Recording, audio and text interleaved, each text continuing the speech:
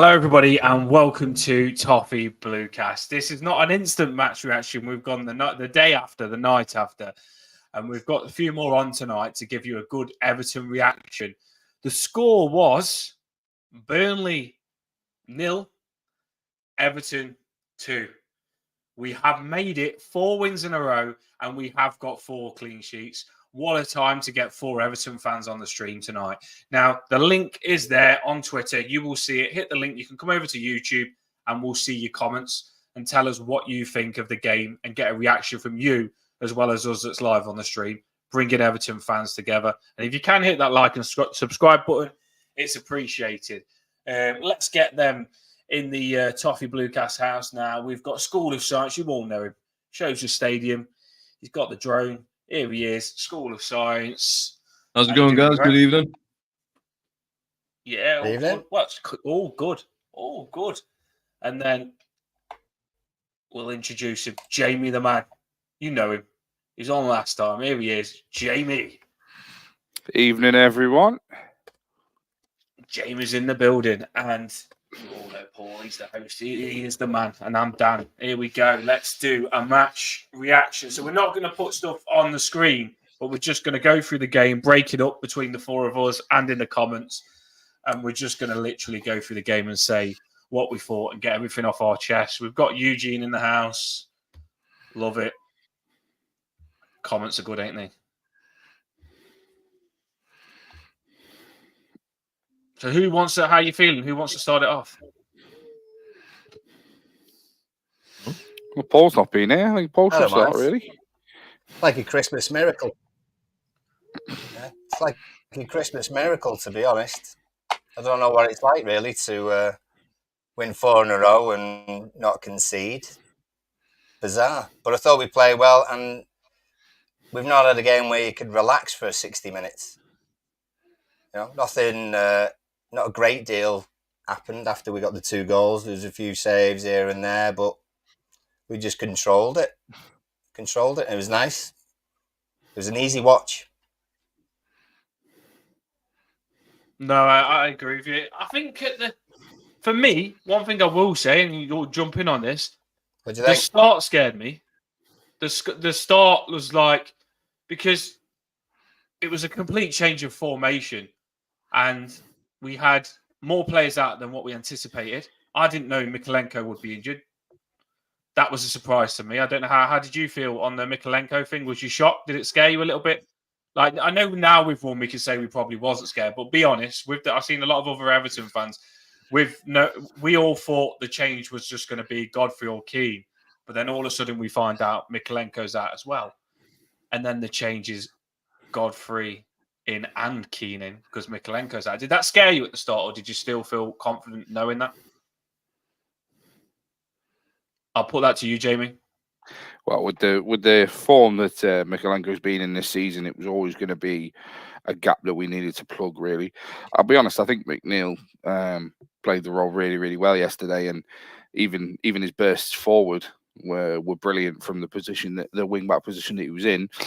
Obviously, when the news come out, yeah, we were all a bit sceptical about it, but it was one of those things. We plugged the gaps well. Those that come in that needed to do a job did a job. Yeah, I'll be honest, I was quite happy. It was more a professional job done, especially because it must have been an emotional thing for, as much as he didn't show it, Sean Dyche and the backroom staff going back to Burnley for the first time and facing the uppers at the club that got rid of them effectively. And I don't think a lot of people across the footballing world, not just Evertonians, quite agreed with the way and the manner in which they'd done it. So I was just happy that we got the 3 points, and I was happy that Sean Dyche went back and showed the club that got rid of him a big mistake that they made. No, I agree. It was, like you say, going back, he's going to meet all the staff. But he did say in the press conference, didn't he, he's done all that stuff with Burnley, but when the whistle blows, that's it. He forgets all that, and he's on it. And he's very competitive to win. Luke, how did you feel with the changes? To be honest, when I first saw the changes, tell us. Yeah, when I first saw the changes, I was actually kind of fearful, just to the fact that I did feel like Mikalenko was one of our biggest key points with some of the results we've had in the past. seeing him out as well as Branthwaite, I felt like there was a massive gap there that might have been getting exploited. Unfortunately, it just didn't turn out to be the case. I mean, there was great defending from Michael Keane, great defending from Ben Godfrey, especially with his little tap into the side and everything. The entire team played so well as a coherent team. And it wasn't flashy, fancy football. It was the basic stuff that they were playing to a very professional standards, which is what we really want from Everton. We don't want to. I know, yeah, granted, everyone wants to see a nice little bit of flashy football. You want to see like a few little step overs, a couple of tricks here and there. But if you're going to be doing all that and losing games, it's kind of defeating the purpose. I'd rather see basic football from 90 minutes of just players playing as hard as they can. Yeah, I agree. What we're going to try and do is we're going to try and go through the game in patches and talk about each goal, and we'll have a moment where we say what we thought was good and bad. But for me, I'm when I seen that lineup, I'm always positive. I always think we can do it. I was a little bit worried because I was thinking like it's a lot of changes in defence. It's a lot of changes, and but I just thought we've just got to keep this run up. We've just got to keep this run up. The one thing I will say is when we am I being too critical here? When I don't know if you've seen this moment when we started the game, there was a chance where Burnley put one ball over the top because we was playing three at back and we was playing so the formation ended up being Tarkowski, Godfrey, and Keane.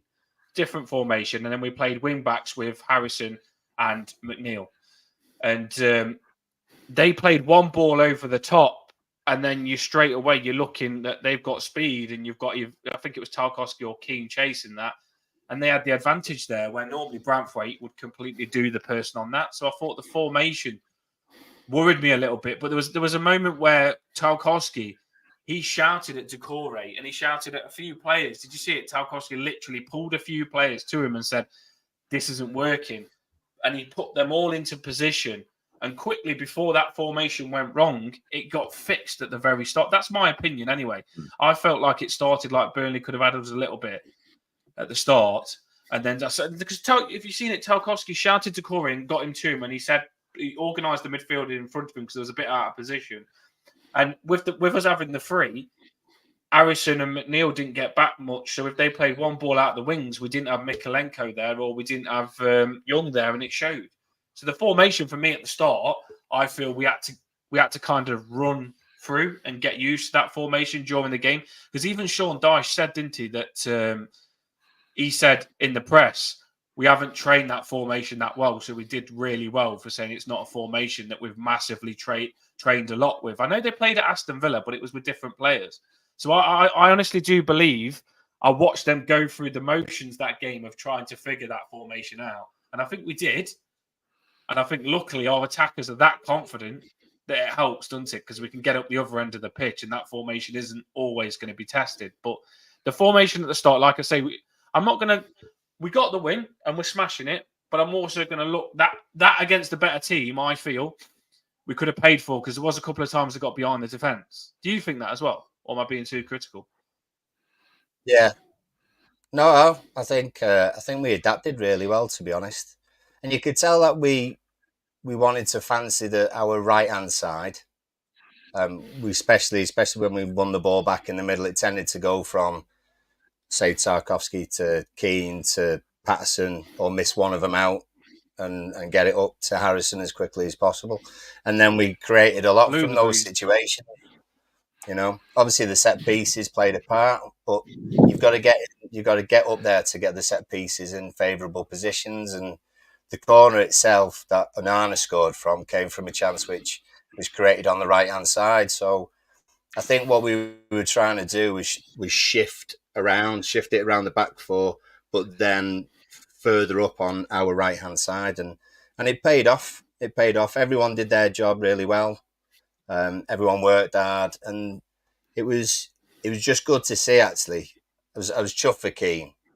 I was chuffed for Keane because he doesn't have to get some shit from us, but he did everything that was asked of him, and you couldn't have asked for more really from everyone. No, like you say with Keane. Well, I'll let you two at the bottom. One of Jamie, talk me through the first goal. I mean, Paul's just gone into it a little bit. Talk me through the first goal, Jamie. What did you think on the first goal? Well, I've been screaming for an honour to do that from a corner for about a year and a half now. His stature is just. He done exactly what he needed to do. He didn't impede the goalkeeper. He just used his height. He used his jump and his reach to get the ball. it was fantastic. I mean, the ball was floated in lovely. I'll be honest. I feel a little bit bad for the Burnley goalkeeper because I don't think he had a very bad game. I thought he made quite a few decent saves. I didn't think he was crap. I thought he had a pretty decent game, to be quite honest. But there was nothing he could do. The man's just a man mountain, and there was no stopping that. And he wanted it more than anybody else. And do you know what? It was needed for him because I think that's the one thing he needs to bring into his game is to be more of an attacking threat in those areas where he can actually impact the game for us. Especially with set pieces this season, they've been vital to his scoring goals, but it's usually to the back stick to Tarkowski to either head it in himself or nod it back in for somebody else. It's nice to see somebody else joining in, put the ball in the net from a set piece, and long may it continue because that's something he really does need to add to his game and start picking up a few more goals here and there. Oh, you know what I'm like, very nano. I agree. I've always said he's got it in him, but he's got to start producing the goods. What do you think on that goal, Luke, on the Nana goal? Yeah, it was a great goal. We definitely did take the height advantage and we played it to the best of our ability. I mean, straight in from the corner, he was able to get to the back post, nod it in. To be honest, I do feel sorry for that Burnley keeper because he was pretty much out of his depth there. He was only a youngster. What was he like? 16, 17 years old? Poor lad's been basically thrown into the bloody lines and expected to survive. And that's not going to be good for him in the long term. He needs to be spending more time in the under-21s and developing a bit. No, I just thought what I tweeted straight away during the game was that goalkeeper struggling to catch the ball and get the ball on him. He made a few good saves, but I just felt like he was flapping the ball a little bit, like Newcastle really. Their keeper, it was when the ball was in the box, he didn't come out and catch it and relieve them of the pressure. He flapped it, and he was definitely vulnerable for me. And some people said to me when I tweeted it that he's the England goalkeeper, up and coming goalkeeper, and I just thought might be me being harsh on him, but we did have the commentators was saying we've got some giants on the pitch. They were saying Onana, Keane, Tarkowski, this goalkeeper's because the box when there was crossing it in, it looked full, didn't it? The box looked absolutely jam packed. And when you think to yourself, when you're watching, it's easier to say to the keeper to come out. But when you've got the Everton players so big in the box, we did have that chance just before the goal, which was the Dwight McNeil chance. I thought it was in. The header. The header. Yeah. He really needs to position that a little bit better, in my opinion. I'm just being critical because I love him. But that sort of header is something that you need to sort of glance. Because where he was positioned, all he had to do was glance it. So it comes side onto him and it's straight in. The keeper had no chance. Instead, we decided to take it directly from where it's coming from. And it just basically goes back to, basically gets returned to sender almost. No. I actually had, if Harrison got an assist, I would have won 70 quid. And Harrison whipped that ball in on McNeil's head. And I was like, Harrison's assisted this. Went on McNeil's head, and I was like, yes, go on, McNeil. And I shouted like he scored, and it looked like it was in. And it wasn't. So, McNeil, you did let me down a little bit there, mate, Mr. Slong. Let me down. But, yeah, I'll let him off because we went and scored straight. The reason I went back to that after already talking about the goal is because after looking a bit shaky at the start, I felt the moment we got that chance, I thought we're going to win anyway here because you could tell McNeil was on it, wasn't he? We was very confident when we was attacking. They had that we've won 3 games in a row, we're going to win 4 sort of confidence when the attack. McNeil was always faster than the Burnley players. Harrison was closing them down fast. And a player, I'll give him a shout out right now. There's 2 players. I said Tarkowski for someone was out at the start because we looked shaky in defence. But the second one that I'll give my second man of the match to, this guy, James Garner. Oh my God, his press. Like he was just on it. after that Nottingham Forest game, after playing against Nottingham Forest, who we used to play for, James Garner, because he was got stuck into that Nottingham Forest game. It seems like he's a new player now, doesn't it? Because he was good, but he really does get extra stuck in there, doesn't he? Like, he presses in the midfield more than I've ever seen him. And he actually looks really fast in the centre as well, doesn't he, James Garner does? So I think he was a big part of us playing well, pressing in the middle and turning the ball over. Don't really get enough credit, James Garner, because he does a lot of the dirty work that people don't really, you don't shout and rave about. He does a lot of the dirty work in midfield and a lot of the high press stuff, which does get missed out. But no, 100% agree with you there, Dan. He was fantastic. No, he really does. What did you think on James Garner, Paul? Was you a big fan of him that game? I just think he gets really stuck in. He presses them. He gets them to kick it out for throw-ins a lot. He turns the ball over, so he really does stride across that pitch. And he seems a lot more angry now and aggressive. He's a proper competitor, isn't he? Because at first, when we first got James Garner, he looks quiet, doesn't he? But now he's not. I've heard him shouting. When he shouted at Pickford, remember that game a couple of games ago where Pickford tried to shout at him and he went absolutely mad at Pickford, and Pickford was like, all right then. He seems like he's really stepping into this Everton team now, Garner does, and he's growing, isn't he? He's becoming a man. Yeah, I mean, he's in his favourite position now. You remember when he was playing right back and people were debating whether he should stay there and, hold that role and all that sort of stuff. It's this central position is where we want him. Deep on the ball, being able to create things, pitching in every now and then with a decent goal. It's made for him, especially with more competitive, maybe bigger lads around him as well who are just there for the tackles. I think we've got a young player who's really mature as well as a footballer for his age and can do a range of passes, and that's what we need. We've not had that in the middle of midfield for quite a while. Our passing in the middle, especially when it was Ghana Gay, Onana and Decore, we couldn't find 5-yard passes, never mind bloody 25, 30-yard passes. And James Garner just gives us that bit of class in the centre. And actually, it rubs off on one or two of the other players, which is what you want. He's got a good eye for a pass, definitely. Yeah. I think it really helps that a lot of these players are not losing the ball now as well, because Dwight McNeil doesn't lose, does he? He's really good at holding on to that ball and keeping it. And you've got Harrison as well that doesn't lose it. So when it goes out to our wingers, we bring it back into the middle. And I think that we pass it a lot more now. We are stringing quite a few passes together now. Because I was watching it, I was like, we're actually passing it again. Are we going to get these 28 passes again? There was a lot of moments that Burnley game where we thought Burnley would have a lot more of the ball. They did have quite a bit, but I think we can pass the ball now. I watched a couple of games today on the Sunday, and Man United, Liverpool, couldn't put passes together. And I actually do believe this Everton team now, because they're growing with confidence, we're seeing them actually know that they can pass the ball. That 28 all-lay goal has proper got these players feeling like they can keep possession of the ball now, which is a big positive for me. Is that we do knock it up when we can, but we do pass the ball. It's not just knock it up, is it now? We pass the ball through the midfield. No. We spoke about Onana on the goal. Go on. I was just going to say there's a few passages of play, particularly in the first half as well, where we just had one or two triangles and then created the ball. It's one of those passes that's just sort of laid out to either wing and then you can just cross it first time.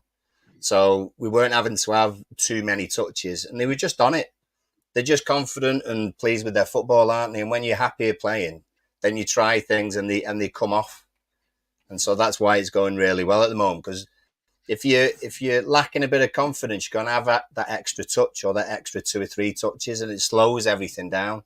And you could see that in Burnley's thing, and it used to happen with us. Teams would press us high, and we were being told to keep possession of the ball no matter what. We keep possession of the ball. We'll go back and we'll play it back to Pickford. Then we'll play across the back 4, play it 5-10 yards into midfield and so on. And teams, what they would do against us would be play a high line, and then we weren't confident. We're obviously battling against it every week, and that's what Burnley are doing now. We played a high line against Burnley, and Burnley didn't know what to do with the ball because they didn't have the movement in front of them. And we jumped onto that but we were actually quite confident with the ball, which helps when we have got it at the back sometimes. But we knew what we were going to do with it, like playing across the back foot and then aiming for that right-hand side. Then you have your triangles, your one touches, and then feed it into those positions to create a chance in the area. And so we were far more confident, and that was the massive difference in that first half. No, I completely agree. We do hold on to that ball. We're not scared of losing it. It's like when like they didn't believe in themselves. That's the big thing for me is confidence. And I touched on this on a tweet today. This is a question to you and a question to the comments, because people are acting like since we got the 10-point deduction, we've changed and that's when everything's clicked. I actually believe we was this good from the start of the season, but we just didn't have the confidence to finish and put the ball in the back of the net, because some people didn't like Dyche keep talking about XG, but we did keep creating the chances. I think that if we had the confidence now at the start of the season, that Wolves game where we had 6 chances and they scored to beat us 1-0, we would have won. The Sheffield United game where it ended up 2-2 and we didn't take a chances to finish them before they come back, we would have won. There's loads of games I could go for all season that we actually would have won if we just had the confidence that we've got now. Although it seems we're smashing it this season, which we are now, we really could have been at the top of the league this season, couldn't we? If we actually, because there's loads of games that we could have won that we didn't at the start of the season. It's crazy to think that we could be 9th now, but we had such a bad start to the season, but we could still be 9th. Go on, boys. I think it's one of them. I think the way the Premier League's went about is actually kind of the worst thing they could have done. No, like you said, Everton did have the quality there before the whole points deduction fiasco, but it was just one of them. I feel like the points deduction was kind of like that galvanized point. Like a lot of people have said, and people will continue to say, that points deduction has basically got the entire fan base moving in a singular direction, and we're pushing the team as much as we can to try and get the best out of them. And the thing is, if we never had that points deduction, let's say for argument's sake, they would have dragged it through the courts even longer. What would have been the situation there?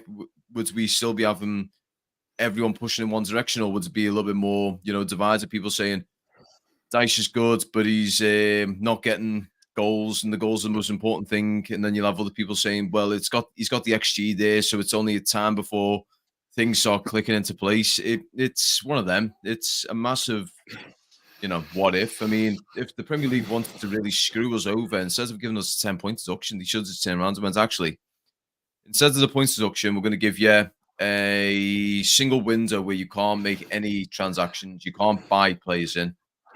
That would have probably screwed up a lot more than that 10 points will. No, I think a ban on the transfer window like Chelsea got would have been. I was speaking to a Chelsea fan. I think that would have done us a lot more. Although we didn't spend much on the window, I think what we brought in on the window has been very effective. When you look at Harrison, what he's been to us, and Beto coming in as well. Yeah, we got lucky with that, I think. Someone asked me earlier on, it was a Chelsea fan actually, because they still might get something because they're under investigation, and Man City are. They asked me, we'll carry on with the next goal, but they just an interesting thing. We like to talk about stuff on Toffee Bluecast. There was like, have you Everton fans just accepted the 10-point deduction and just got on with it, and you happy to that was a question I got asked. Now they could see that because we all sing shove your 10-point deduction up your arse, and because we're playing so well, it looks like we've not. I think they think because we're actually doing really well, it hasn't affected us. Do you know what I mean? That makes them think that we ain't that bothered about it. Jump in. What do you think on that? Not the case in the slightest. Not the case. All we've got to do is take a step to his left, and you'll see we ain't forgetting it, and we ain't going to go away, and we ain't going to shut up about it. Do you know what I mean? It says it right there.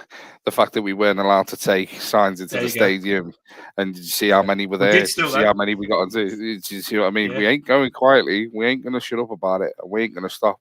It's not right. It's unjust, and we'll keep going until we get a right resolution from it. I haven't accepted it, not in the slightest. Honestly, gang of that's corrupt what I wanted wankers. to ask you for, Jamie. Like, what? We'll say it now because what do we want? Like, we're saying we should be 9th. what do we want to happen? Do we actually think that we're going to get the points back? Because at first I was like, because it's them, we need them to give us the points back. I was like, you know what? Fuck you. I don't want you to give us the points back because you're corrupt and you've taken off us. But we earned those points. Do you actually feel like because we could be in a really good position now? We look like beating everyone in front of us. We could be ninth in the league with the 10 points, and we really could have a season that puts us in a Europa League spot. Do you think we should be deprived of that? Like, what do you want to happen now? That's my question. Because do you think we'll get them back? Do you think we won't? Not necessarily what I want, because what I want is all of them back. But I don't think we'll get all of them back. I reckon we'll get half of them back. You got to look at the Arteta thing over the weekend. How they charged him, didn't they, with saying stuff against match officials, and then an independent review found out that he actually didn't say anything. So they'll want to save face. They won't want to admit they were completely corrupt and they're completely wrong. So what they'll probably do is they'll just go, right, well, we'll give you half of them back. So half of them's your punishment, blah, blah, blah. So they're saving face that way. I think we'll get some of them back. I don't think we'll get all of them back. I want all of them back. We deserve all of them back, but it is what it is. We ain't going to forget. We ain't going to shut up, and we will never, ever forgive them. And Richard Masters shags dogs. There you go. And Luke, what do you think on that? We might as well just pass it around because we do like to get a gist of what how Everton fans are feeling about this, because we are doing really well. We are smashing it. We're on a high. What do you think on this? Do you think we'll get the points back, or do you literally think, you know what, I don't care, let's just crack on and just take the 10-point deduction? To be honest, I think we should be getting we should get all the points back. But knowing what the Premier League will do now is they'll probably say, okay, what we'll do is we'll give you 6 of the points back, but we're going to keep the other 4 as standing because you did go over by that amount. That's what they might turn around and say. And even though it was a non-sporting sanction that they're doing and it was a technicality, they'll still try and pull it off and say, oh, but we give you 6 points. Don't worry about it. You got 6 points. Don't worry about the 4 points. Consider them a slap on the wrist. And you're doing well anyway, so it shouldn't matter. But in all honesty, they should be giving us all them back. It doesn't matter what we're doing or how we're doing in the season. If we're doing great in the season, great. We should be doing great. We are doing great in the season. We should still have all of our points. If we're doing poor in the season, then still we should have all of our points. We're beating the dead horse at this point with this one now. It's pretty much they know exactly what they've tried to find us on. They know that right now there's a lot more teams out there. I mean, Chelsea being one of them. They've spent they've probably spent about £1 billion over the course of 2 transfer windows, and I can't see them recouping that unless they're going to pull off the most amazing quadruple win in history, where they're going to not only win the bloody Premier League, they're going to win the Carabao Cup, the FA Cup, and whatever European competition they're in. They're going to win all of that and then some over the course of the next couple of seasons. They're going to somehow manage to basically go and make Arsenal's invincible season look like a Sunday League, a little Sunday League season. I'll pass that on to you as well, Paul. Now, what do you think as well? It's just something that we will cover. What do you expect from this as well? And we'll just see what we think now, and we'll come back to it later on. But what do you think on this? Do you think 10 points, take it and crack on, or do you feel like we need to get some back? Whether we were top of the league or bottom, the point is that we've been dealt an unfair, unjust hand. There's no justification, and there's still no explanation about the points themselves and why it's 10 points. Why isn't it 9 points? Why isn't it 12 points? There's absolutely no kind of system more going forward.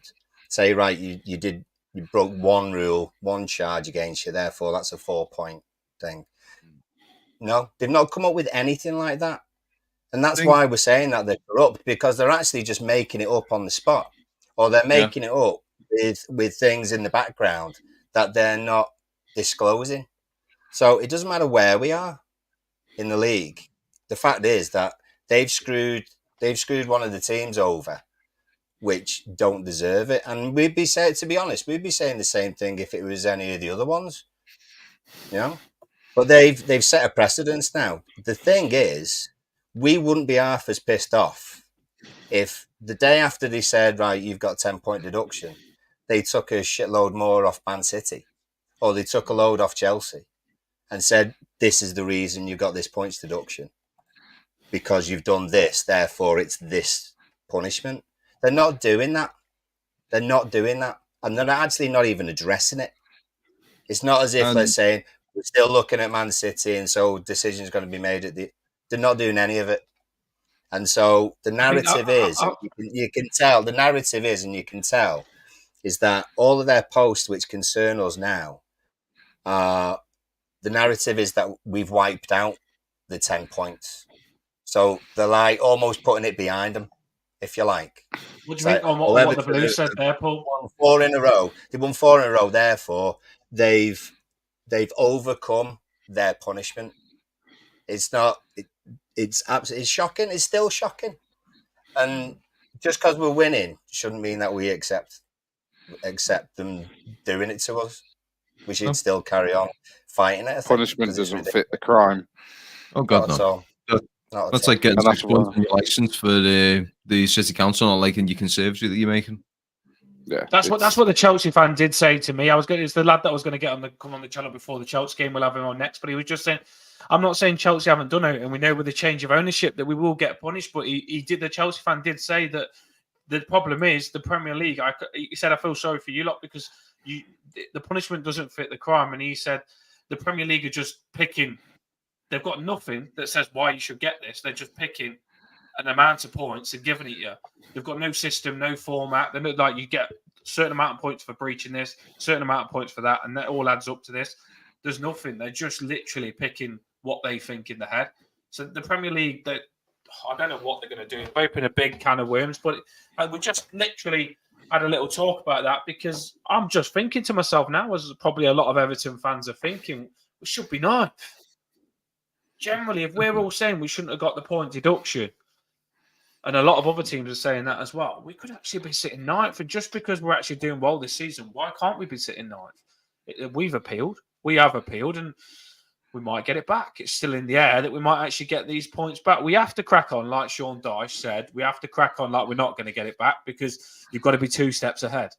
But if we did get it back, oh my God, what a season we're having, because we've just gone and beat Forest. We've beat not Newcastle. We beat Chelsea. Burnley. We're actually, and Burnley, yeah, we're beating everybody in front of us. Like we could, if we'd done that and we didn't have this point deduction now, we were sitting ninth and we beat all 4 of those teams, we'd be really thinking that we could go top 4 or something, wouldn't we? I know that sounds stupid, but if you're sitting ninth now and we've just got into form and we've won the last 4 games, and teams like Newcastle that normally win, teams like Chelsea that have spent a lot of money, I'm not scared of anyone this season. I generally am not scared. You can put anyone against me this season, and I think everyone will be scared of Everton, by the way we're playing. Everyone will be scared of Everton because we are a physical, aggressive team that actually knows how they play. I watched Man U today. Still not all, don't know what they're doing that much. Liverpool, they've got some good players, but they can't get it together. Chelsea, we've seen they can't get it together. West Ham are, but we beat West Ham. Like Arsenal, up and down. I actually think we could have a cracking season if we were sitting ninth right now. But that's just a topic we will keep talking about, I suppose. Go on, Jimmy. The final thing I want to say about that is why is it taking so long for Chelsea and Man City's case to be answered?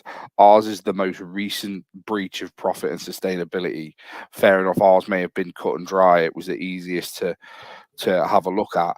But how long is it going to go on? Ours was, 2-3 years ago, and we're now being punished for it, when City's was, 6-7 years ago. So how much longer are they going to go on winning titles, winning championships, winning Champions League until something happens? I think that's what rubs me up the wrong way the most, is the fact that ours is the most recent breach, and we've been punished thoroughly and over extremely as a yardstick for everybody else. Whereas it'll come to fruition that when they get round to answering Chelsea and Man City's case, they'll have made up a new fucking rule where it's just 3 points, because they've done it recently. They've done it recently with the fucking 7-year deals now, haven't they? They've changed the rules that you can't fucking sign players over a 7-year period. But they've changed it, and they're not penalising fucking Chelsea for doing it. What the fuck? if they were smart, what they should do is they should turn around and go, right, anyone who's got a deal that is over a certain, contract length, that contract needs to be redone and restipulated into the shorter time frame or the maximum time frame that we are going to allow. So let's say it's 5 years. They've got Enzo Fernandez on an 8-year deal. So they need to say, right, you've got to redo the contract. It's now going to be a 5-year deal. And the installments of payments need to equal to that 5-year deal, which would put Chelsea well in the FFP breach by a massive margin. That's a lot of teams are worried. They are worried now because they don't know what they're going to do. And like you said, like we said when we actually did the Diamond Dogs and all talked about it, they've opened a big can of worms. It's going to be interesting to see how they punish other teams because on what you said, Jamie, that the reason they haven't done Chelsea and Man City that much is because they've got a lot more to go through. They've got a lot of breaches to go for, and it's going to take a lot longer. Everton was just a quick one to do, and they did it, and they punished us quick on a season where we could have probably got frigging Europa League. We could still get it to win the AFL Cup. Right, back to this game. So we scored the Onana goal. We're 1-0. I'm confident at this moment in time when Onana scored his goal. We all know who scored the next goal. There's been talks about this man in the comments. When me and Jamie did do the stream, a few people did say 2-0. They had Michael Keane in it. Jamie said 2-0. He got the score prediction right. Well done, Jamie. Shout out to you. Paul, what did you say in your score prediction? 2-1. 2-1. I said 2-1. Yeah. He tried to wipe our clean sheets off, miserable bastard. Close. It was close. He was one away. Not everyone could get it bang on. You know what I mean? What was your score prediction? Was you thinking I was wrong? I always keep quiet when it comes to score predictions because you always don't want to curse it. I've never made an accurate prediction when it comes to that sort of stuff. But a friend of mine actually did mention. He said, "Oh yeah, we're going to bat to the Burnley, and Michael Keane will score." I went, "Do you think he's even going to play?" And he just went, turned around. He went, "He will play. He will score." And he put the best what his prediction was. 22-1. That's damn what his prediction was. My prediction. Do you know what though? Honestly, truthfully, you can shut up, right? I'm telling you now, Jameson. I 100 this game. I 100% thought that we was going to score a lot more than 2 goals, and we should have scored a lot more than 2 goals as well. I feel that when Doucouré come off, I mean, we'll talk about the King goal now, but I feel when Doucouré come off, I don't think it was as good, and I think you realise how valuable Doucouré was. We could have won that 5-1. The McNeil goal, I'll have it next time, mate. You know what I mean? Lad, you were sat there contemplating to make it 6-1. You were like, "Oh, actually, I think we'll score 6." I said 5-1. I honestly thought we would have won that by more than 2 goals. What was the second? When did Keane score the second goal? 25th minute. Mm-hmm. Come on, Jamie. 25th minute, he scored that goal. Burnley was shit. Exactly. So where was their goal coming from? 5-1. Fuck off. Yeah, well, they should have scored. They should have scored 2 or 3. Pickford saved us, mate. Pickford, that save that Pickford made. Do you think they should have scored, Luke? They had a few chances there where there was in down all right. A few. Did have a few chances. I'll be honest, I was a little bit nervous when I saw the Ben Godfrey poke. I mean, granted, it was a really good tackle, but that could have went anywhere. If that would have went in, I would have not been very happy. Exactly. There could have been a goal on the Godfrey thing. There could have been a goal on the one that Pickford saved, where it was going towards his top right. There was a couple of chances where they could have got the goal. I do want if we scored 20, yeah. Keane scored the 25th. So let's talk about the Michael Keane goal now. That man, Mick Kegger, he's not a defender, is he? Player. He's not a defender. He's a striker. That's a striker's finish, isn't it? 1-2. Who wants to jump on the King goal? What did you think? It was inevitable. Yeah, it was inevitable. He was like a beacon. It was like a magnet. It was always going to happen. I can't believe from our set pieces that we've been doing all season that clubs don't recognise that it's going to go to Tarkowski at the far post. It's like a surprise to the defenders in the opposition. It's always going to go there, and so far he seems to win them all. So maybe he's just fantastic at it, and they just can't stop him. But he always nods it back into a danger area, and then we actually cause problems with it. It was fantastic the way it came back to Keane. It was just going to happen. It was just, it was almost like the clouds, everything just aligns for him to score. It was like the universe and everything just said, you have to score. I feel I like was if he would buzzing have when ballooned it up wide or anything like that, there would have been another opportunity or something to give it for him. No, when Onana scored, I thought fantastic. But Keane had what position did Michael Keane play? Because a lot of the time I'm looking, he's up front. Did he even play centre back? It felt like we was playing the three at the back, but Dice just said to Keane, just do what the fuck you want and just keep going up top. Because the amount of times I've seen Keane at the press at the end of the game, he goes, you look shattered. He goes, yeah, I am shattered. He did not play in defence. Keane didn't. He was running up, running back, running up. He didn't even have to track back. To be honest, I was chance of having that number 6 role? Yeah, I was just thinking of his favourite fan, MEFC. She was raving about him before the game, going, "Well, we've got to get Keane in, Brathwaite out. We all know Big Mick Kegger's going to do it for us." So as soon as he scored, I was like, "He's done it. He's done it for her." And I know how made up she is that Michael Keane scored for her. Well, I'm really happy he did this. But did you think that defence? Would you use that same defence next game? No. No. That's what I was thinking. Brathwaite automatically goes back in the squad too with Mikalenko. I know this defence was good, and I know Michael Keane scored, and Godfrey made this wonder clearance. But this is a question to you now, Everton fans in the comments. Like, I felt like, yes, you've done the job. Thank God for keeping this win streak going. But I want my Brathwaite back, and I want Mikalenko left back, and I want to go to a back four because I didn't like the three with wing backs. I don't feel like it massively. The problem for me is when we played that three centre backs and wing backs, I felt that Harrison and McNeil do not get forward as much as they can. Like they stay back to cover the left back and the right back position, and we don't get the best attacking McNeil or the best attacking Harrison. I like it when they've just got. You've got Mikalenko behind McNeil. You can just go forward, McNeil, and then you've got Young, and then you can or Patterson behind Harrison, and he can get forward more. And I feel a lot more stable with the 4. What is it? 4-5-1, or is it a 4? We play 4-1-4-1. I don't know what. What we normally do is 4-1-4-1. So you got your centre backs, you got your number 6, your 4 midfielders, and then the lone striker. I mean, if you want to be weird about it, it's kind of like a 4-1-3-1-1. Is what you normally have. Yeah, Decore's kind of in. Sometimes Decore's in the 3 though. He does just drop in, doesn't he? And it feels like a 4-5-1, doesn't it? When he's number 10. When he just sits in the number 10 role. 4-2-3-1. A 4-2-3-1. The Christmas pudding. I can't figure out what it is. But the good thing is, and I think this is the point on the Michael Keane goal, is that Michael Keane, I actually felt like Dyche is clever, you know. He doesn't just stick to the system and say that's it. I feel like our players know that when Keane pushed up, you play with 2 centre-backs and they kind of turn it into a 4 at the back where Keane can stay up. So if a player pushes up and they know he's up, they drop in and we have a formation that works even when a player's out of position. I think Dyche has got our players clever now where a lot of players do fill in.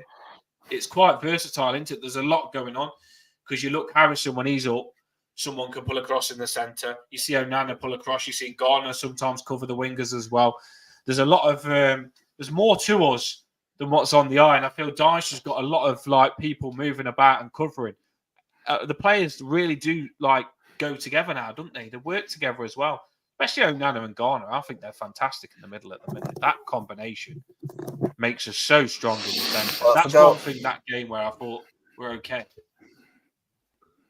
Yeah, if I go a bit Ted Lasso for a minute, it's they're able to play in a range of positions, aren't they?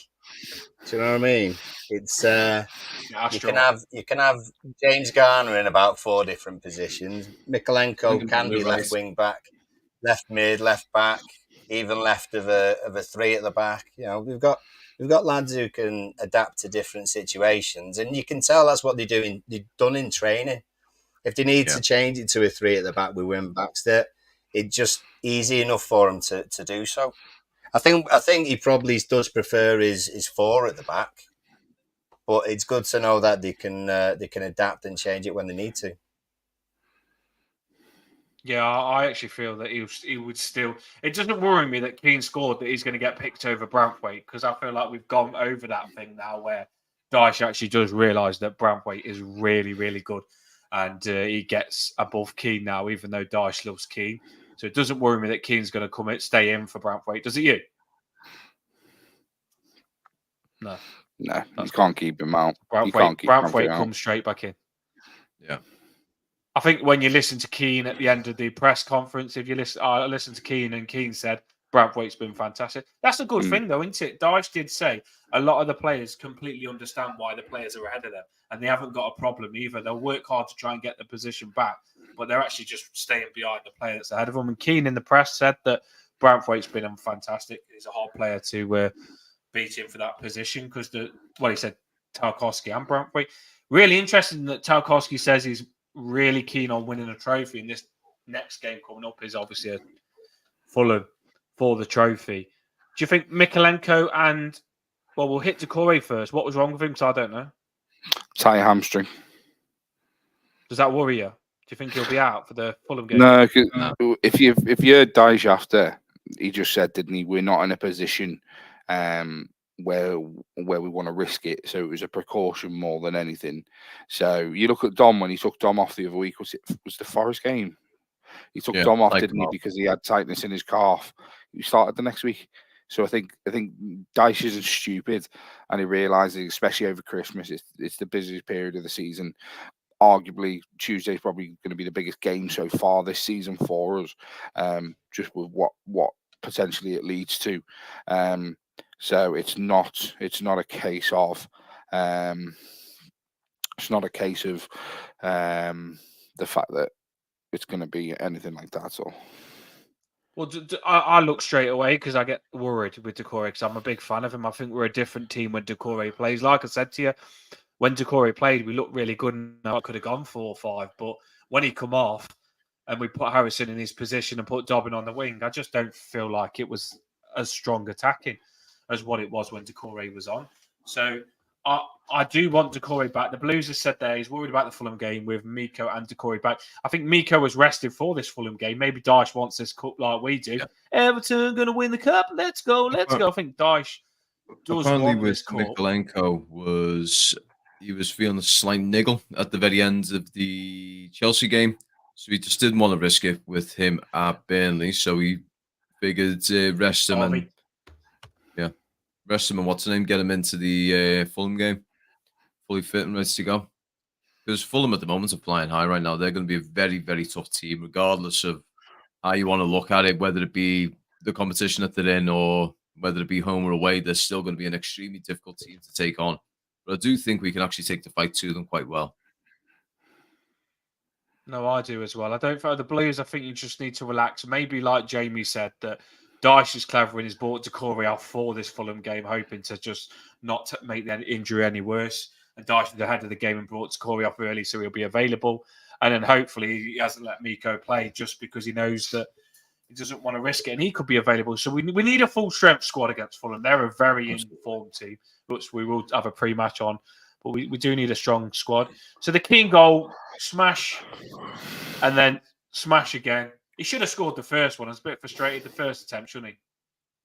To be honest, it was a good save. I know, I'm joking. He did hit it basically directly at the keeper, but he did actually get a good little hand to it. No, it was a good save. That first shot was like a half a volley kind of thing as well, wasn't it? So he hit that better than what a striker could hit it. And the second one was. I think he thought he was offside though, didn't he? Go on, Paul. Yeah, I think that I was just gonna point out the most ridiculous stat Sky have put on this season, which was the number of touches the goalkeeper had so far this season. When he's on 999, and then he kicked the ball out for a throw in. Then it was 1,000. Like the crowd who went to applaud that he'd had 1,000 touches. There's a reason. It's not because he's amazing.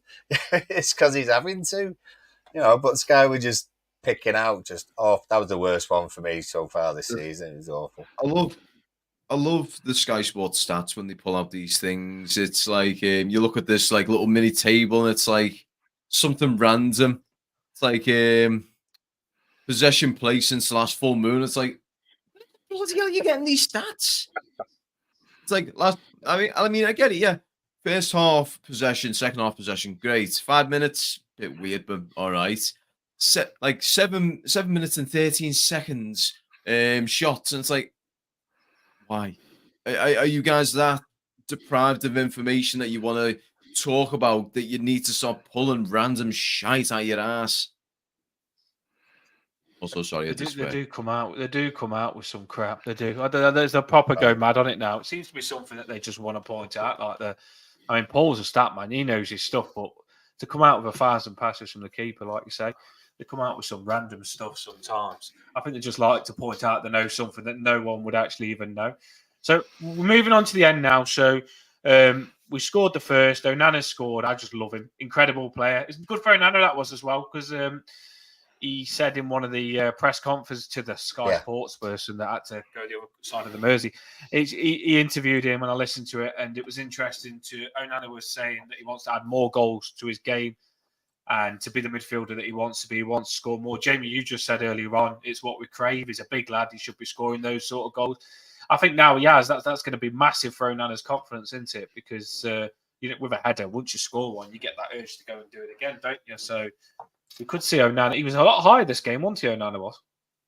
Yeah. He seemed to be more press the ball high, like we've said numerous times, and then break the possession, get the ball and drive us forward onto attacks. That's going to be the last thing for me. I need to dip. My little girl's not well, so I'm just going to. Go and sort her out, mate. Thanks for having me on, guys. I mean, bless her. I hope she's well, mate. Go and sort her out. There you go. Cheers, boys. Take it easy. Thanks for coming on, Jamie. Top man. Go sort her out. Yeah, we're coming to an end now anyway, but I hope this little one's all right. But I was just going to say, what did you think? I'll pass one on to you. So I'll give you Dobbin, Paul, and I'll give Luke, you, Beto. What did you think of, start with you, Paul, Dobbin? What did you think when he come on? Enthusiastic, determined, threw a few tackles in. I think each time he comes on, as long as we're feeding him the ball, he can actually do some decent things. You know, obviously I think he's a bit happy about his goal against Chelsea, so a bit more confidence possibly. He didn't look out of place when he came on, so I think that's his role at the moment. He knows that it's just going to be a case of him coming on every now and then. He knows that he's not going to be a starter unless there's, a range of injuries. So he seems at the moment to be working hard and quite happy with that. Which is what I've said before. It's the same with the other players. Like Godfrey wasn't getting a sniff, but it was good to see pictures of him working hard in the gym, and then he came in and did a good job. So there's a few players that are like that. And everyone's aware of why, like you said before, why they're like that, and they've got that kind of position. So Dobbin, I think, is doing a decent job, and he played well when he came on. Everything's coming together now. I'll pass better on to you, Luke, but everything's coming together now, because sometimes you get players come in and they'd flop, and you think, no, give me my best 11 back. But the fact that Dyche said he kept the... I wanted this now because I felt it was a test, because we need to see how strong our squad is for the season. So having your best 11, but players are going to get injured. So I said this game is a test. Let's see how good Dyche has got Ben Godfrey. Let's see how good Keane is. Let's see if the standard has stepped up from these players. And I do feel that Dyche he's just got everything perfect, hasn't he? Like, as an Everton fan, I couldn't be happier. Everything's just coming together, because Keane come on, he scored.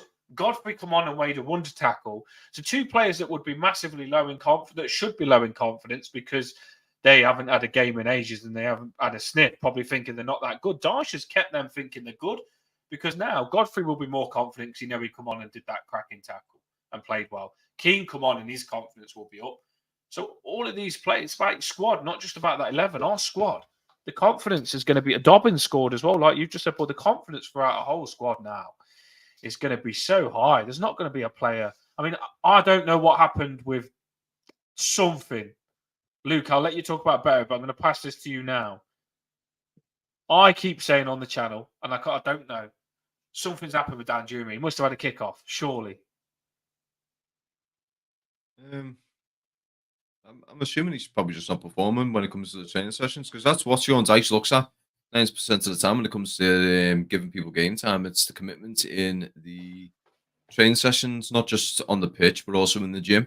If they're not doing what they're meant to be doing, like if they're messing around and anything like that, because we had this issue with Morgan Schneiderlin a while back, and same with Kevin Morales. They were messing around instead of actually training, and basically they got isolated out of the squad altogether.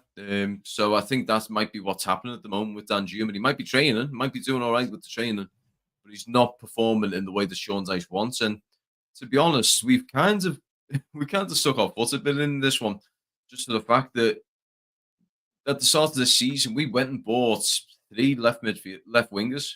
Dan Juma's a natural left winger who can normally play as number 10. McNeil can play either side, but he likes playing on the left wing. And likewise with Jack Harrison, he can play either side, but he likes playing on the left wing. Why we've done that, I've got no idea. But in all honesty, I think just will be gone.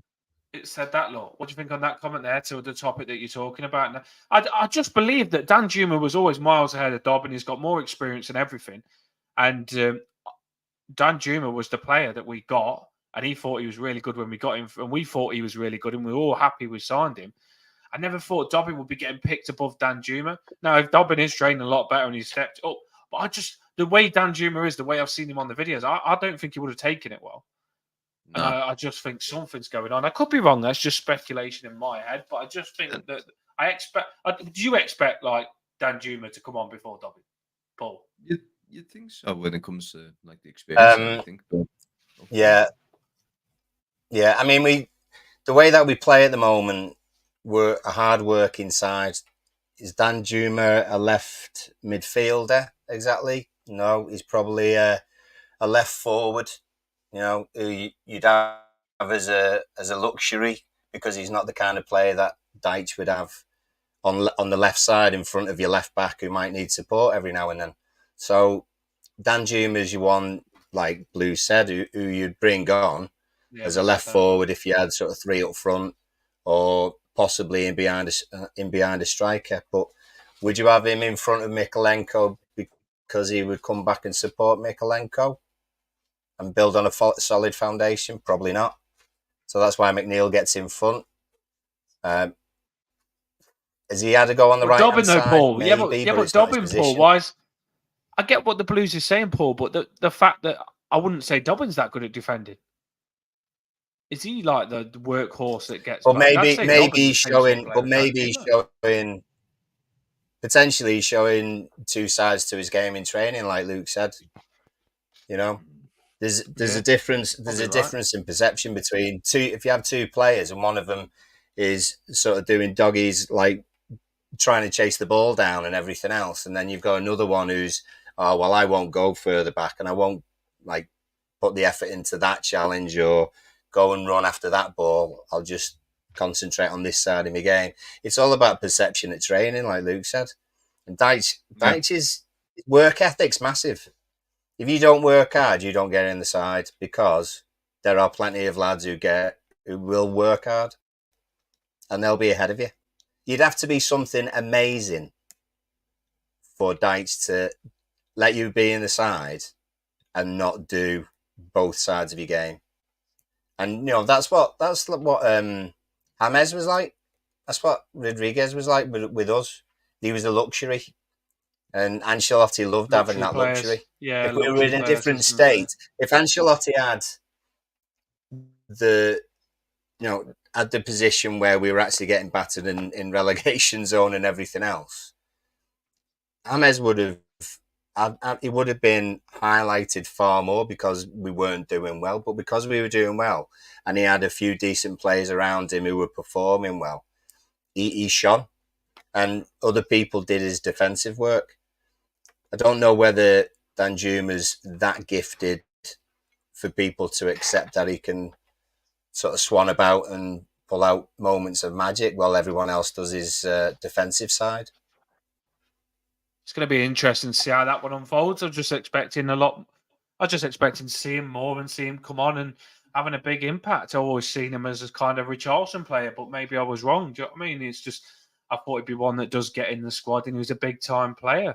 Well, he didn't get into the Tottenham one, I understand, but I just thought when he come to Everton, he'd be one that gets in the team. But we are good, and you can't knock Dyche because Dobbin has been smashing it. Like if we brought Dobbin on and he flopped, then fair enough. But Dyche he gave Dobbin his chance. He scored one, and he didn't play bad last game. So you can't really go wrong. On Beto, Luke, we'll hit Beto now. He's the last player that come on, and then we'll come to an end. We've just gone over an hour on the match reaction. We haven't put stuff on the screen this time. We just give it kind of pure what we think and gone through it and trying to interact with you lot in the comments. But Luke, what do you think on the Beto? He nearly scored, didn't he? Yeah, he was close. He was definitely close. I feel like the situation that he was in, it was more unfortunate than lack of ability or potential. It was one of them. They bounced off the buzzy keeper. Is another player might have had the ball far more favorably, but I feel sorry for him in that situation. I mean, he scores a cracking little goal against Newcastle. Pushing the defenders out the way, absolutely bullied their defense. I think what needs to happen now, though, is him and Calvert-Lewin need to start really battling it between each other to see who's going to be the main feature as a centre forward, because the two of them have both got good qualities, but they've also got certain qualities that really need to be looked at. I mean, I think for the Fulham game, I do think what Dyche could probably do, and I think he should probably do, is maybe stop Beto over Calvert-Lewin, have Calvert-Lewin on the bench with Chimiti and all them, and see how the game plays out there. If Beto's not cutting it, then around the 50, 60-minute mark, put Calvert-Lewin on, see what happens there. Because it could be a situation where Beto might be able to loosen up that defense a little bit, and then when Calvert-Lewin comes on, they might be a little bit more too sporadic to sort of keep an eye on Calvert-Lewin, and he gets a sly header in. But I do think Beto didn't get option, isn't it? Yeah, I don't think though. I think Beto missed Decore, because I think Decore is the setup point for Beto to get a lot of his stuff off. No, you do make a good point there, actually. I didn't think about that. Decore does feed off Beto as well, doesn't he? So Decore likes playing with Beto as well. And Beto also likes Decore around him. They are a good combination. So I was gutted when Decore come off, but it's a good combination. I didn't think Calvert-Lewin would play. I actually had Beto in my team because I thought, but with Dyche saying Calvert-Lewin's got a bit of a knock, Calvert-Lewin didn't play, but he played quite long. He stayed on quite long. And a lot of people, well, a few people anyway, are saying Calvert-Lewin isn't scoring, but he's grafting, isn't he? Are you worried about Calvert-Lewin that he's not scoring, or do you think he's just doing the right thing, working hard for the team, and he's probably creating goals and allowing other players to score through his hard work? Are you worried about Calvert-Lewin? He's taken a lot of the heat, isn't he, off everyone else, to be fair. Yeah. And then gets in the positions for the odd chance. Maybe should have scored the header yesterday, but still caused havoc. Do you know what I mean? The defenders couldn't hold on to him. That's why they kept fouling him. And you don't need, as a striker, you don't need to be the one who scores all the goals if other people are scoring them around you, because you're obviously doing something to help them get those chances. So I think they're just different players. I just think DCL's got a bit more skill about him, a little bit more composure about him, and on the other hand, Beto, if you had him in a race, I'd fancy Beto with the ball, beating against defenders in a 1-to-1 race.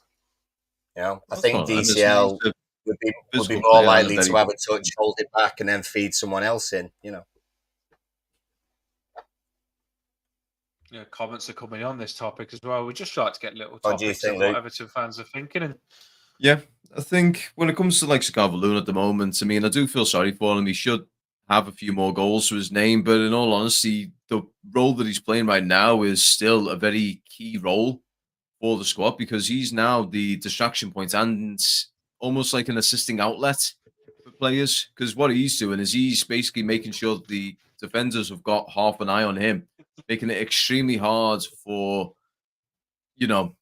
making it very hard on himself to try and get a goal, but also making it a little bit more difficult for all them defenders that are focused on him to really focus on other players. I mean, while he's doing that, you've got the likes of McNeil, you've got the likes of Jack Harrison, and the likes of Decore having pot shots at the goal, and they're having them a lot easier because defenders aren't marking them and, stopping them from being able to either put a cross in or have a shot. No, I'm just excited with both. I think it's cracking that we've got two strikers, and I don't think you can. I never say, "Oh, who's better," because I think Beto's good at some stuff, like you're saying, Luke, and like you're saying, and I think Calvert-Lewin's good at some stuff. And I honestly do believe that they're two complete different strikers, so you can never compare them both. And they're both really good strikers. Beto needs more goals and he needs confidence, but we forget now that Calvert-Lewin, we just think that we forget that he stays fit now. It's just gone out of our heads. It is a miracle, isn't it? That last season, the season before, and the season before, we would have said you can't get Calvert-Lewin to play 2 games in a row. And Calvert-Lewin, I don't want to curse it, but he's doing really well, isn't he? He is doing really well, and I hope this continues with Calvert-Lewin. The Blues were saying as long as we're winning games, he's leading the line and he's doing well. That's all that matters. Don't think Calvert-Lewin bothers either, because he was celebrating with Onana and he was pointing to Keane like, "Oh my God, Keane, you scored!" So everything's coming together. I'm a very happy Everton fan. We're coming to an end now. Thanks everyone for staying with us. Comments have been coming on and stuff like that. I'm a very happy Everton fan now. And if you can like and subscribe, let's do this. Literally, we used to do spaces, but we do it on the Toff Bluecast channel now. And we get a few on. If you do want to come on, let us know. Sometimes we do instant match reactions and not all of our group can do it.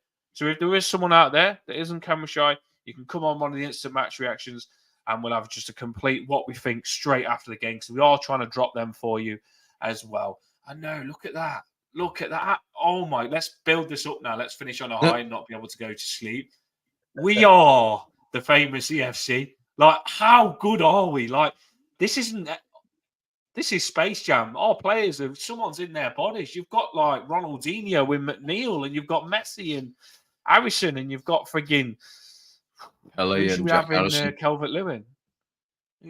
You got who? Pele and Jack Harrison.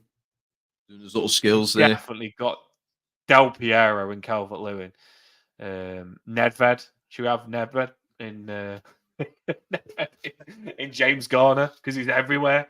Our players are possessed at the minute, and we're amazing.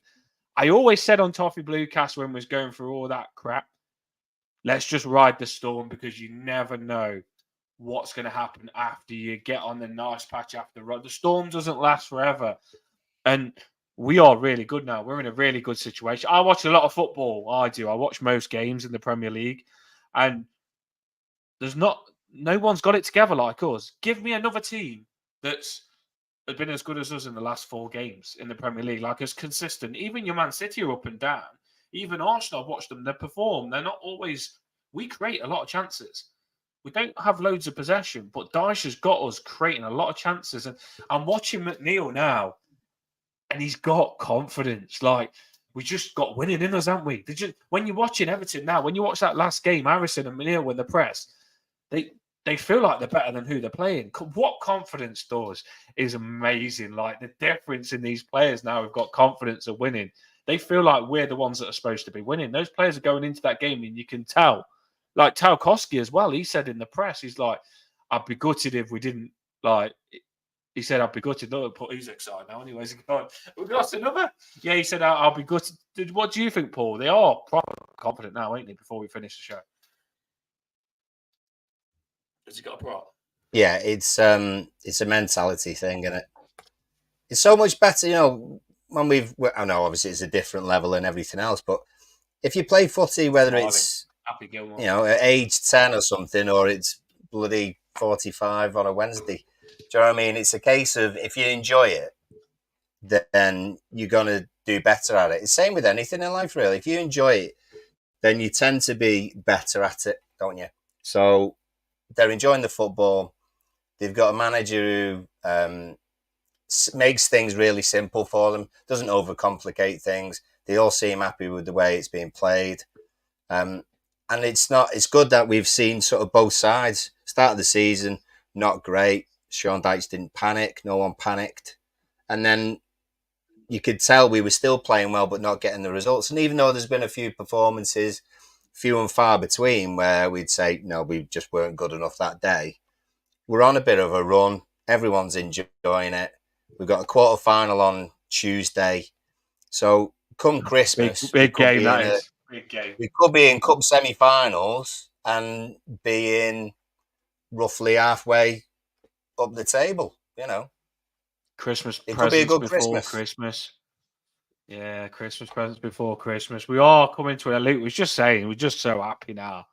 We are happy, Everton fans at the minute. Happy Gilmore's, all of us. I can't believe it. We really are fantastic. And long may this continue as well.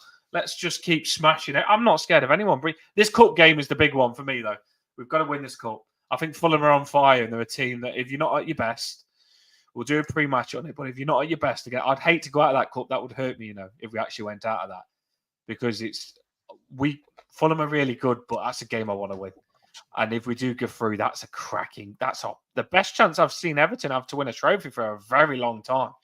With who's in it for a very long time. We've got to win that cup. We have got to do it. Hopefully, we've got a full strength team on that one. They'll have Spirit of the Blues. Yeah, songs are going there. Everyone's happy, ain't they? Everyone is happy Gilmore's now. Luke, last words finishing the show. I know we've done quite a long one tonight, but just Everton, isn't it? You can't stop talking about them at the minute. We're actually happy. Yeah. Regards last words, I'm just extremely delighted to see the performance that Everton have put in. I mean, we've went from being a team that couldn't score in, 3 games? We went 3 games without scoring a goal, to now going 4 games without conceding a goal. We've went up against teams that are meant to be like the next generation of like elite football, the likes of Newcastle and all them. You got the likes of Chelsea who are spending money as if it's basically made out of monopoly money. We're absolutely trouncing teams left, right, and centre. We're doing it in a style of football that normally is considered like your basic, like your mid-table survival team sort of stuff, and we're making it look like it's the new prime football, and it's just I'm excited to see what we can actually pull out in the future. My only concern, and I know this is probably something that I don't want to bring it on a downer, but my only concern is how thin the squad is. If we lose, let's say for argument's sake, we lost Onana, James Garner, and Zakori, let's say either through like illness, injury, or suspension, who do we get to fill in them places? No, I know what you mean. The That's good thing is, but we are adapt. now. Everyone can play everywhere. Yeah. I mean, Total I'm football. expecting You've been playing football, Sean Luke. Dyche to You've come on been and go, you know football. what? I'll show you how it's done. Come on. Like Get that, he your gets top his off. shirt on, Get he's like that. moving. But you know Get what? your top off. Well, At this point in we have time, had play. Yeah, but I've been saying, Luke, we've been very lucky. We've played Newcastle. They had a lot of players injured. We've been playing teams. They've had a lot of injuries, and it was always going to catch up with us. We are going to get injuries, but the good thing is we have got a few options. Doucouré can sit in and play the centre of midfield if you've only got one. Say Onana and Garner's out, and you've only got Garner Gay. Doucouré can play with Garner Gay, and it can work like loads of rotation on that. Dele Alli, it'd be interesting. He's on the grass now. Maybe Dyche is thinking about what you're saying, Luke. Dele Alli can be a big option, yeah. And Gomez, you will see him come in when he's fully fit. Dyche won't let him play unless he's fully fit. Dyche did say he's going to get another 90 minutes in the 121s, Gomez, and then he'll be fit to go as well. So I think Dyche is ahead of the game on this. And I can't believe I'm saying this. I completely trust Sean Dyche as well. And I think he'll smash it with us. Dyche we trust. I love watching Everton. I can't wait for it. Yeah, in Dyche we trust. We need to make a Dyche song. I've been thinking of Dyche songs. If you can, Luke, get a good Dyche song. I've seen Benj from the Bullens say, we need a Sean Dyche song. I've been going through every song trying to rhyme something with Dyche. At the minute, I've got eyes. Dyche, eyes. So I was thinking, instead of pretty green eyes, like, we've got Sean Dyche. You know what I mean? We could always, go back to one of the old classics and rehash that, the old Moyes one. So instead of David Moyes, he's got red hair and we don't care. Sean Dyche. Stone Cold showing his eyes. Yeah, but David Moyes likes his red hair. I don't think Sean Dyche likes it. He shaves it off. So, but that's what we're saying. He's got no hair and we don't care. He's got no hair, and we don't care. We need a Sean. Normally, us Everton fans are the best at making songs. I've just seen they've made an amazing song about 10-point deduction. Points Sitting on the deduction. wall. You heard that one? Yeah. Really good, that. We've got to start singing that in the match. Have to start singing it. Yeah, 10-point deduction, sitting on the wall. I've got to learn it yet. I'm still on it. It's quite hard for me. I'm still on that, but that's a good one. The 10-point deduction. Some people there is a part that needs to change apparently that some people ain't happy with, but that is a song that's going around, so I won't sing it until it's fully going around. But yeah, that 10-point deduction one. That's going around. We need through the Everton production team. Yeah, we need to keep these songs going. Daesh, we need a song. I'm going to keep doing shorts of Daesh songs. You tell us. I'll do shorts of Daesh songs. I'll get Paul to send me some. We'll put them as shorts and tell us whether we're going to have a week of Daesh. Yeah, we're going to until we play the next game. Baby. We'll have a whole week of putting Daesh songs as baby. shorts. And Luke, if you've got some videos, give them me and I'll just drop it on as a short of Daesh. I'm going to write a Daesh song. You do a Daesh song. Paul do a Daesh song, and I'll write whose song it is on Toffee Bluecast. And if you've got one, message on the stream after this what your Daesh song is and stuff like that. If you want to do a video, send the video on Toffee Bluecast Twitter, and we'll try and put it as a short.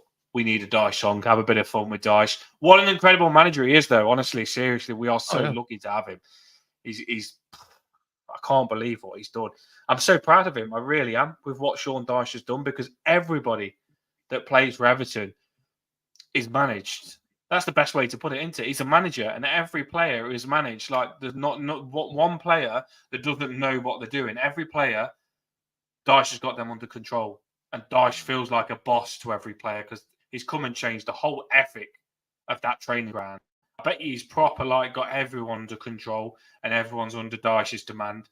And we was in shit, but what a manager he is. He's got a lot of the players that Lampard had, and Lampard couldn't do it like Dyche is doing it. The experience good team around him. Good team around him as well. Do you know what I mean? Ian Wall, Steve Stone. You've got some decent, actual experienced coaches, who can pick out what needs improving. So it's good. It's good. So far, we're loving it. Long may it continue. Loving it. We're loving it. We're loving it like is it wicked? We're loving it. Right, Toffies, let's get on it. Dyche, baby, you're amazing. We're going to get you a song. Good night, everyone. Thanks for coming on. There's still quite a few on. The numbers are getting better and better. We've hit the 500. We want to push the 1,000 subscribers now. Yeah, there's been loads on. We want to push the 1,000. Go on, Luke. What you say? Toffee Bluecast is on the up and up. And the Premier League are corrupt. The Toffee Bluecast is on the up and up. On the up, baby. The Premier Let's League get them mugs. Let's get them mugs. The only way is up. Get the mugs. I'll get on it. Get the mugs on. Actually, to be fair. Get the mugs on and get moving. We don't know the meaning of losing. All right, get the Toffies on with the flares now. Here we go. Drop the video. School of Science, by the way. Shout out to him. I looked at your last video, the night video. I can tell you don't think that the night videos are as good, but I actually prefer your night videos because I love nighttime, the stadium at night when the lights are on.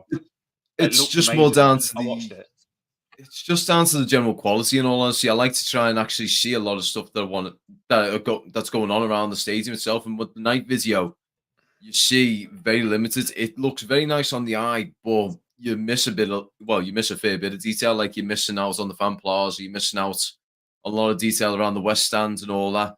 I think probably about 6 months to a year down the line, I think when everything's all done and dusted and they've got the lights and all that going, a night video around there then will be absolutely superb.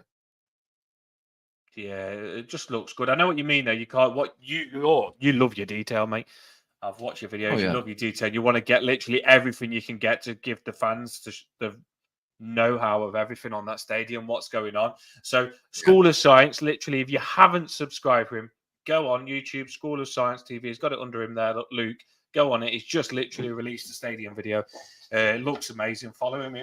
You'll get to see the new stadium all the time with him. He's still cracking. And hopefully the international break is going to put some stuff on Toffee Bluecast on the stadium as well for some of my subscribers. For our subscribers, said, here we go. Drop the banner. Up the fucking Toffies, everyone. Everton have won 4 in a row, 4 clean sheets, and we're going to win the Premier League, and we're going to win the EFL Cup. Thank you.